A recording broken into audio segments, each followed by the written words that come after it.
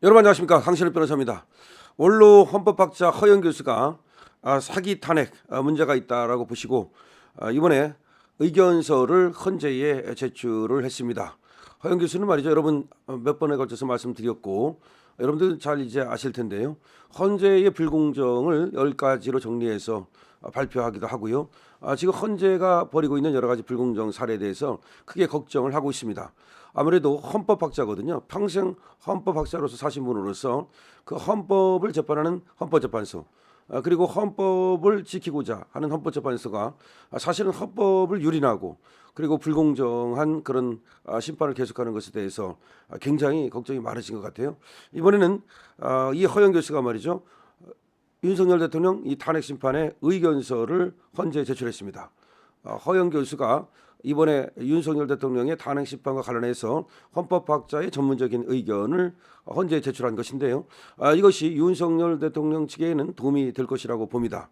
사실은 말이죠, 이것을 허영 교수로부터 받아가지고서 윤석열 대통령 측이 이제 제출을 한 건데요.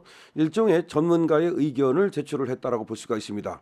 원래가 이제 재판을 할 때는 말이죠, 준비 서면의 형식으로 이 변호인단의 얘기를 할 수도 있지만 참고 자료 형식으로 이 전문가의 의견이라든가 또는 증인의 의견이라든가 이런 것들을 제출할 수가 있거든요.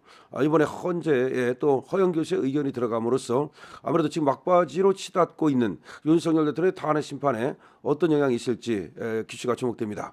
아무래도 이 헌재의 재판에 대해서, 지금부터 윤석열 대통령의 재판에 대해서 아주 전문적인 의견을 갖고 있는 헌재에 대해서 더군다나 그 상당한 식견을 갖고 있는, 왜냐하면 말이죠, 헌법 그 원로로서 산다는 얘기는 평생 말이죠, 헌법재판소에서 나오고 있는 그 판결문을 읽어보거든요. 그리고 그 판결문에 주석을 답니다. 왜냐하면 이제 헌법책을 쓰셨거든요. 그럼 헌법책을 썼다는 얘기는 그 헌법 조문 같은 것도 물론 이제 해설을 하지만 헌법재판소에서 나오는 이 판결 하나하나 여기에 대한 또 이제 평론을 하십니다. 그렇기 때문에 아주 전문가라고 볼 수 있습니다. 이분이 이번에 이제 또 윤석열 대통령의 탄핵 심판하는 이라는 아주 그 중대한 사건을 맞이해서 본인의 의견을 이제 또 전문적으로 피력했다는 점에서 귀추가 주목됩니다. 자, 6일입니다. 오늘 허영 경희대 로스쿨 석좌 교수죠, 11페이지 분량의 의견서를 지금 윤석열 대통령 측에 전달을 했고요. 윤석열 대통령 측에서 이 허영 교수의 이 의견서를 받아서 참고 자료로 제출을 했습니다. 예, 참고 자료 제출했다는 겁니다. 허영 교수는 말이죠, 헌법재판연구원장을 지냈어요. 그러니까 헌법재판에 대해서 아주 그 전문가라고 아까도 말씀을 드렸지만 헌법재판연구원장을 지낸 원로 헌법학자입니다. 자, 윤 대통령 지금 말이죠, 이날 의견서를 제출을 하면서 참고 자료로 허영 교수 등 법학계 의견서를 첨부를 했는데요. 사실은 허영 교수의 이 또 의견서뿐만 아니라 이인호 중앙대 로스쿨 교수의 또 의견서도 첨부를 했다는 소식입니다. 교수는 말이죠, 이 의견서에서 윤 대통령 탄핵 심판은 법이 규정한 절차를 지키지 않은 사기 탄핵이라면서 11페이지에 걸쳐 절차의 의법성을 주장했습니다. 사기 탄핵이라고 주장했다. 야, 이거 헌재 말이죠, 문영배 뜨끔하겠는데요. 한번 생각해 보세요. 이 문영배는 뭐 60 정도 됐거든요. 조금 안 됐습니다. 그런데 허영 교수는 이제 80 정도 좀 넘으셨을 거예요. 그리고 이제 은사뻘입니다. 뭐 직접 배웠든 안 배웠든. 그리고 한국 헌법학계의 거두예요. 그러니까 옛날에 이제 이분 책으로 공부를 한 사람도 많이 있었거든요. 그런 분이 이렇게 사기 탄핵이다, 이렇게 얘기를 한다는 거는, 그럼에도 불구하고 사기 탄핵으로 대통령을 파면한다? 굉장히 후들거리겠는데요. 이거는 어떻게 보면 경고성이라고도 볼 수 있어요. 왜냐하면 뭘 몰라서 그러면 또 용서가 될 수 있지만 이렇게 알게 됐잖아요. 너 이거 사기 탄핵이다, 이거 절차의 공정성에 문제가 있다라고 원로 헌법학자가, 이분이 무슨 뭘 얻으려고 그러는 것도 아니잖아. 이분이 뭘 얻겠어요. 나이가 얼마나 되시고 더군다나 이분이 뭐 평생을 갖다 학자로서 살아오신 분인데 막말로 얘기해서 이거 해가지고서 무슨 뭐 국무총리를 얻을 겁니까? 뭘 할 겁니까? 그것도 아니지만 이렇게 정의의 관점에서, 진실의 관점에서 이렇게 얘기를 하고 있는데, 이런 분의 얘기를 그냥 그대로 쓰레기통에 집어던지고 대통령을 파면한다? 그러면 그 폭풍을 어떻게 견딜 겁니까? 즉 이렇게 가르쳤음에도 불구하고, 분명히 알려줬음에도 불구하고, 아니 몰라서 그런다면 또 모르겠어. 그렇기 때문에 지금 헌재 재판관으로서는 이 얘기를 잘 들어야 될 겁니다. 그러니까 고집 부리지 말고, 항상 고집이 제일 나빠요. 뭔가 문제가 되는 것은 항상 고집에서 문제가 생기거든요. 찬찬히 이런 언론 헌법학자가 얘기하는 것을 들어보고 그리고 나서 그야말로 지금 이거 헌법 절차 공정성이 진짜 문제가 있구나. 이거 이런 상태로 만약에 판결을 했다가 이 후폭풍을 견딜 수 없겠구나라고 생각한다면 과감하게 말이죠. 이러면 각하를 하는 게 답이에요. 그러니까 오히려 지금 절차적 적법성이 없다는데 어떻게 하겠습니까? 소송 요건이 없다는데. 그 내란죄를 집어넣었다가 내란죄를 빼버린 거 있죠. 그것만 하나만 해도 얼마든지 각하를 할 수가 있거든요. 그러니까 여기서 괜히 각하 안 하고 또 본안 판단을 하겠다고 그래가지고서 뭐 기각이니 인용이니 이렇게 해가지고서 제대로 된 어떤 판결문을 못 내고 되지도 않는 그런 어떤 결론을 냈을 때 그 후폭풍은 어마어마하고 그 결과를 과연 감당할 수 있을 것인지 헌법재판소가 그리고 헌법재판관들이 감당할 수 있을 것인지를 한번 생각해봐야 된다라는 것입니다. 허영 교수는 말이죠. 국회 측에서 탄핵소추안 중 내란죄를 처리하겠다고 했는데 이를 헌재가 수용해서 사기 탄핵을 용인했다고 썼다. 바로 이 부분이에요.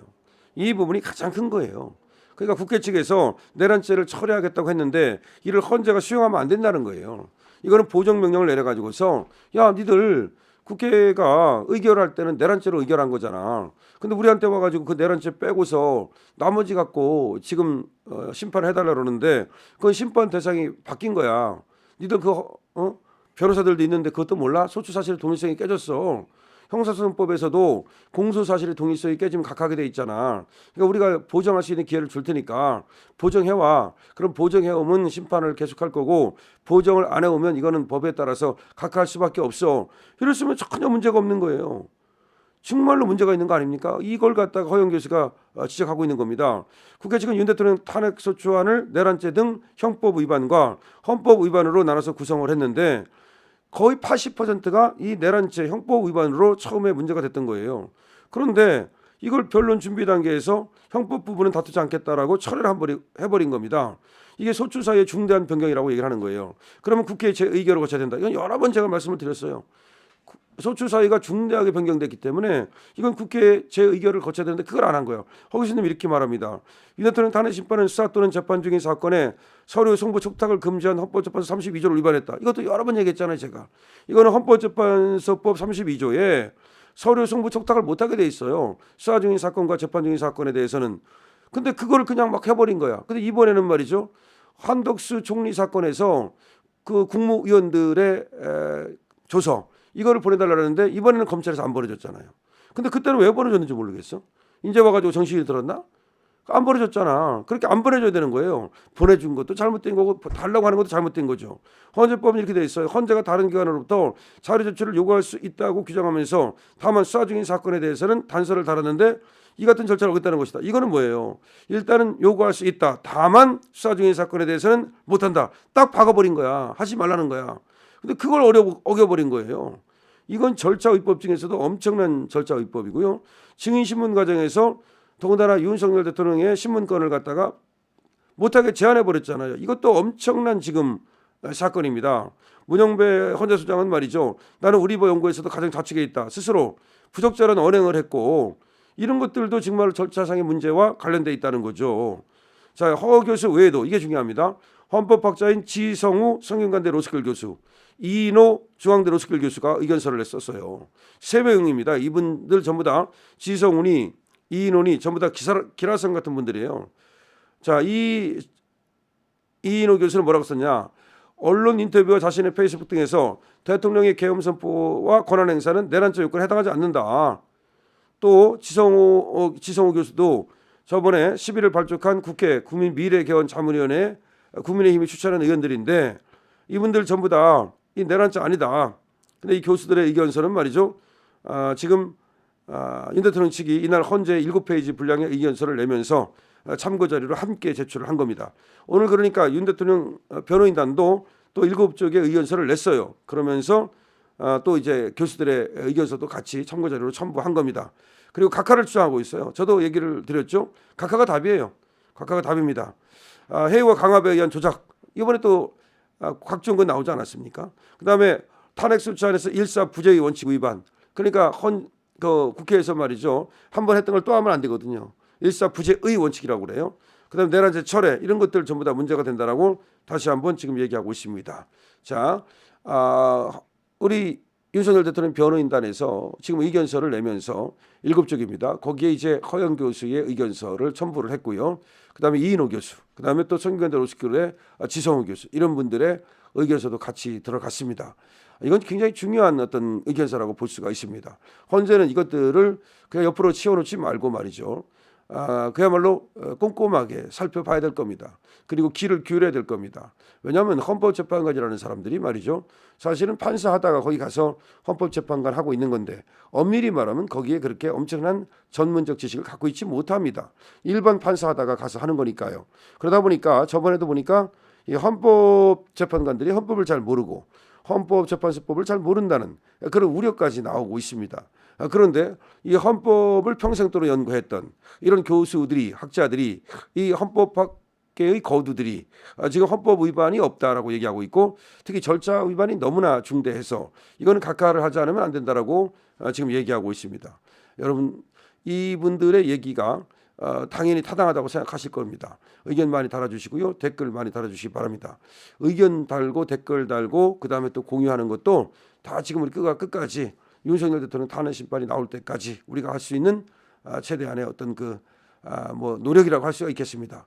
결과가 저는 좋게 나올 것으로 예상을 합니다만 우리가 끝까지 최선을 다해야겠죠. 끝까지 최선을 다할 때 하늘은 스스로 돕는 자를 돕는다 그랬으니까 윤석열 대통령 변호인단도 열심히 지금 하고 있습니다. 우리 또 방송을 통해서 돕고 있는 저도 사실은 윤석열 대통령이 지금 탄핵 심판이 날 때까지 정말 지금 목소리가 제가 많이 뭐 지금 이렇게 가고, 그다음에 사실은 여러 가지 또 뭐 이렇게 편안치 않은 그 건강 상태임에도 불구하고 저도 이렇게 정말 노력을 하고 있습니다. 여러분들께서 이 영상을 많이 봐주시는 거 감사하고요. 그다음에 또 공유 많이 해주시는 거 알고 있습니다. 좋아요, 공유 또 이런 댓글 많이 달면은 이 영상이 또 더 많은 데로 퍼져나갈 수 있다고 그럽니다. 많이 그렇게 해주시고요. 어쨌든 윤석열 대통령 지금도 차가운 정말 감옥 속에서 정말 아직도 이 찬바람 도는 이 겨울밤을 지내고 계십니다. 사실은 참 구속 취소를 안 해주는 우리 지기현 부장판사도 좀 야속합니다. 뭐 충분히 해줄 수 있고 그다음에 결정할 시간이 지났음에도 불구하고 저 무슨 생각인지 그렇게 편치 않은지 생각해 보세요. 그거 늘 머릿속에 있을 거거든요. 이거 결정해야 되는데 그리고 그 결정이 어려운 것도 아니거든요. 구속 취소 신문 절차를 거치지 않았습니까? 대통령이 직접 나가지 않았습니까 거기에?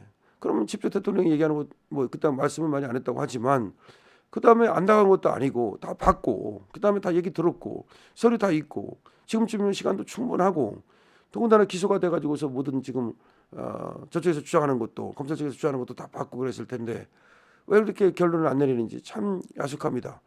주진우 의원 같은 경우는 이렇게 결정이 늦어진다는 얘기는 석방 가능성이 높은 것이다. 뭐 이렇게 얘기를 하는데요.